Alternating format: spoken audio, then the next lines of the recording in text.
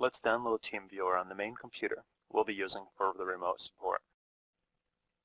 Let's open a web browser like Internet Explorer. In the address bar, enter teamviewer.com and then press enter. On the TeamViewer homepage, click the download link. By default, we're brought to the Windows downloads, but there are also downloads for Mac, Linux, and mobile downloads. Under the TeamViewer Full Version Windows section, click the download link.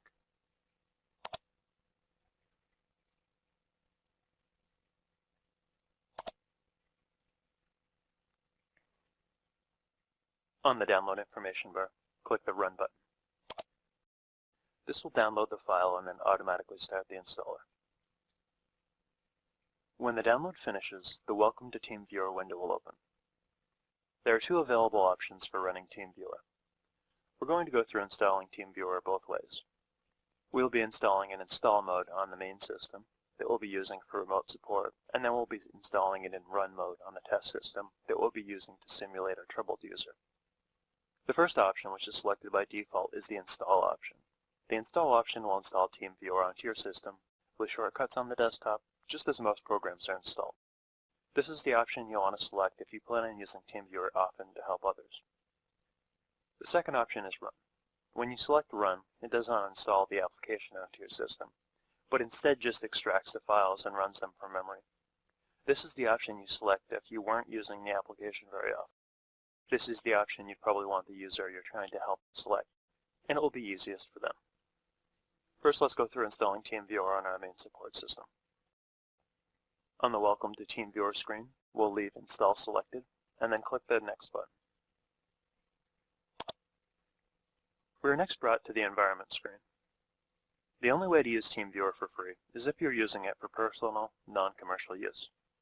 This just basically means that you're not using it for business. In this sort of scenario, you'd be using TeamViewer to help your mother, grandmother, friends, and anyone else for free. If you're using this for a computer support business or something else where you're making money from it, then this free license wouldn't apply, and you would need to select the company commercial user license. This license is not free and would cost money. So long as you meet the correct conditions, click to select the radio button next to personal non-commercial use, and then click the Next button. On the License Agreement screen, read the license agreement, click to select both options of I accept the terms of the license agreement, and I agree that I will only use TeamViewer for non-commercial and private use. And then click the Next button. It now opens the Choose Installation Type screen. This screen is asking us if we want to set up TeamViewer so that we can remotely access our computer when not at home. We're going to select No here, but we'll cover this in a future tutorial. Leave the No radio button selected, and then click the Finish button. Now before we can use TeamViewer, we need to install TeamViewer on the computer that we wish to remote control. This is going to be performed on the computer that you're trying to fix, as in your family or friend's computer. You can either walk them through this part by following along, or you can direct them to this portion of the video so that they can install it themselves. I'm going to be installing on, and using as a client, a virtual